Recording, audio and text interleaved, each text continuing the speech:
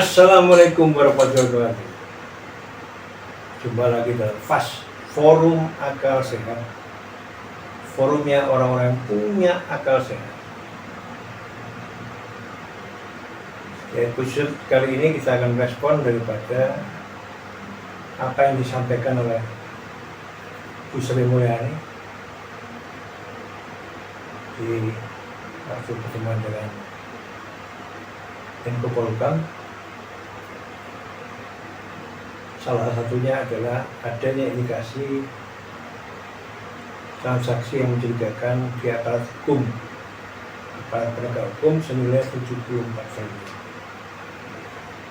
Dari 300 bergerak ke 349 dengan temuan surat 399 itu dari surat yang dimaksud ada angka yang cukup menurut saya cukup menghebohkan, karena di situ jelas sampaikan Bu Sri Mulyani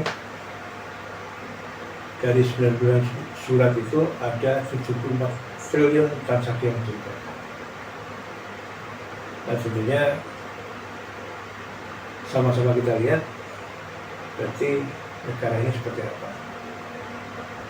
Menterinya di Kementeriannya Keuangan yang harusnya memang bisa mengatur daripada fungsi keuangan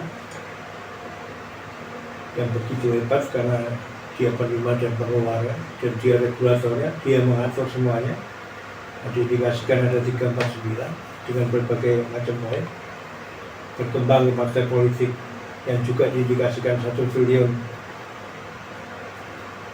sesuai analisanya berupa transaksi kejahatan lingkungan. Dan sekarang kita sama-sama bisa saksikan dari penjelasan Bu Sri Mulyani saat itu di konferensi pers di Kementerian Polhukam bersama Pak After. Beliau menyampaikan ada transaksi mencurigakan 74 triliun. Artinya angka fantastik, dan itu sudah dikatakan bahwa itu melibatkan aparat penegak hukum yang di bawah koordinasi Menko Polhukam. Jadi semakin terang-terang dan saling membuka ini. Sekarang tinggal kita lihat step-stepnya, tindak lanjutnya apa, bergerak sampai kepada putusan hukum, sampai pada pengembalian daripada kejahatan itu sendiri, apakah itu korupsi atau pencucian uang, soal teknis. Nah, seringkali hanya bicara hukum, karena mekanismenya dia harus keluarkan atau didemosi atau dibentuk apapun, ya sudah begitu aja. Tapi rakyat hari ini melalui sosial media, melalui netizen, melalui warganet, ini anak-anak hebat. Dia bisa membuka seluas-luasnya informasi, dan ini fungsi kontrol daripada negara ini hari ini bukan pada media mainstream yang pasti, tapi adalah media sosial media dan IT yang dikuasai oleh anak muda yang punya idealis dan kepingin negara ini menjadi lebih baik. Mereka sadar bahwa generasi mereka lah yang nanti akan memperoleh dampak dari cara-cara yang sangat merugikan negara, sangat merugikan generasi ke depan. Karena uang ini, salah satunya adalah uang dari pinjaman luar negeri yang sekali lagi ribuan triliun. Bagaimana membalikan, sementara penggunaannya bukan untuk keadilan, bukan untuk kesejahteraan, ya kan, bagi seluruh Indonesia. Artinya program sosial atau program bantuan pun akan menjadi kacau karena sudah dikorup dari awal. Sehingga kalau ini nggak kita kawal sama-sama, ini terjadi. Sekarang kalau aparat hukumnya aja sudah diindikasikan ada 74 triliun transaksi yang mencurigakan, dan aparat penegak hukum ada juga yang hedon, baik aparatnya, keluarganya, anaknya, istrinya. Ini kan menjadi pertanyaan, dari mana mereka hasil dengan hedonisme ini, dengan kemewahan, dengan fasilitas yang dia punya.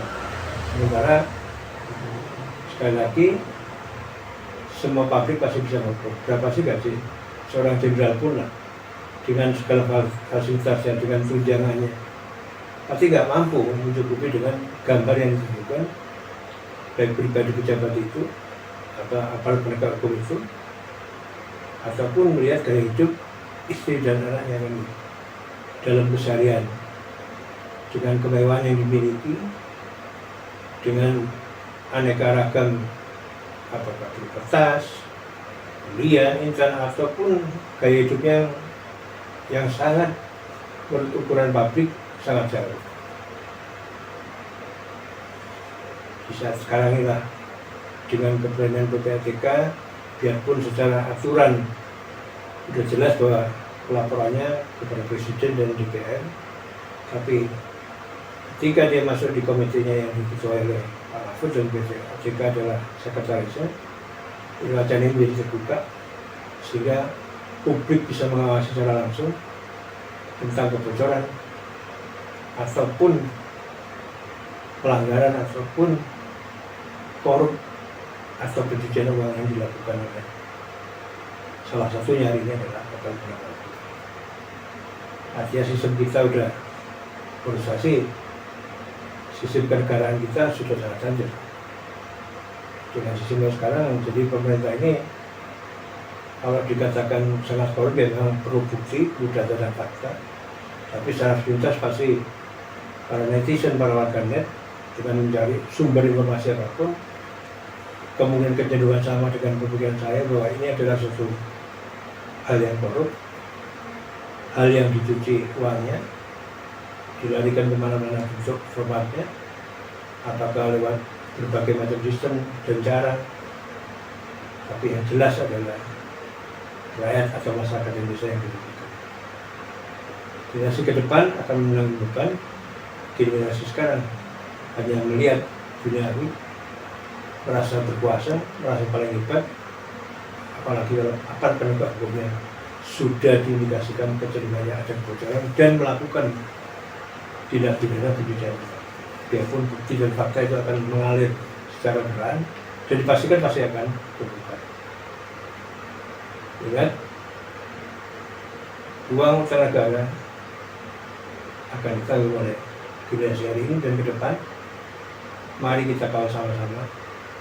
Apalagi aparat penegak hukum sudah diindikasikan oleh Keuangan Sri Mulyani. Ada 99 surat yang diindikasikan tingkat transaksinya menunjukkan karena keuangan adalah penyidik awal yang diindikasikan 74 triliun. Aparat penegak hukum dari instansi mana? Apakah polisi, kejaksaan atau KPK? Dan orangnya kita semua berharap untuk bisa dibuka oleh PPATK atau Menteri Pak Mahfud MD, Menko Polhukam, untuk berani membuka secara detail sehingga masyarakat tahu, sehingga jalannya informasi ini tidak tertutup dari keterbukaan awal, tapi ending selalu tidak jelas. Karena sekali lagi ada utang negara dalam proses korupsi dan pencucian uang, apalagi nilai triliunan sangat fantastik. Biarpun sekarang dikemas bahwa ini mulai tahun berapa sampai tahun berapa, tapi yang pasti hari ini kita mendapat informasi yang lebih terbuka. Dan sekali lagi, Dewan sebagai salah satu fungsinya adalah pengawasan. Jangan pernah menutupi, jangan menyekat. Kalau menyekat dan menutupi, otomatis warganet atau netizen akan menganggap bahwa Dewan bagian daripada proses kejahatan. Kita kawal sama-sama. Terima kasih. Wassalamualaikum warahmatullahi wabarakatuh.